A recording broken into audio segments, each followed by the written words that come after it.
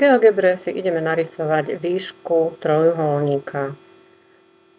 Osy a mriežku som si skryla, aby sme mali prehľadnejšiu plochu.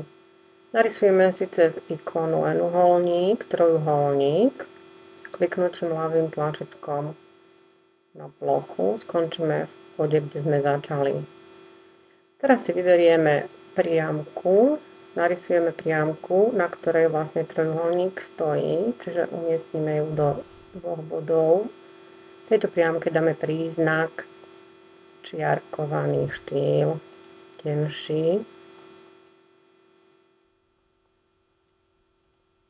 Teraz potrebujeme kolmicu vrcholu trojuholníka na túto priamku, čiže vyberáme kolmica.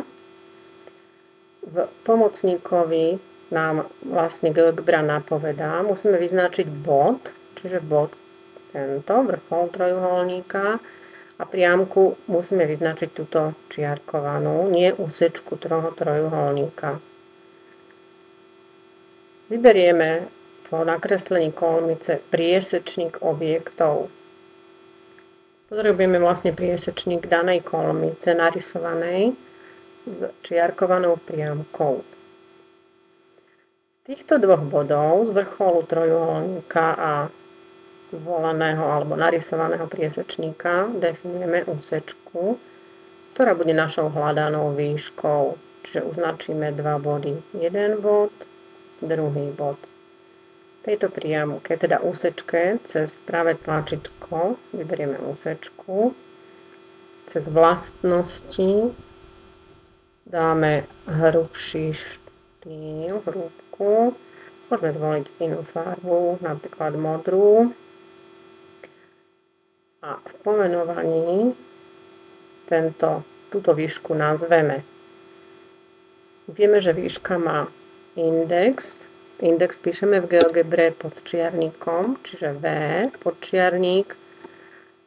A neviem, či je to A, takže zobrazíme si body. Tento bod, keď zobrazíme, bod B, aj popisy, tak budeme vedieť, ktorá to je výška. Zobrazíme všetky body. Takže zvolila som správne, je to naozaj naša výška, ktorá je narysovaná výška na stranu A. Zobrazíme si tento popis a zatvoríme.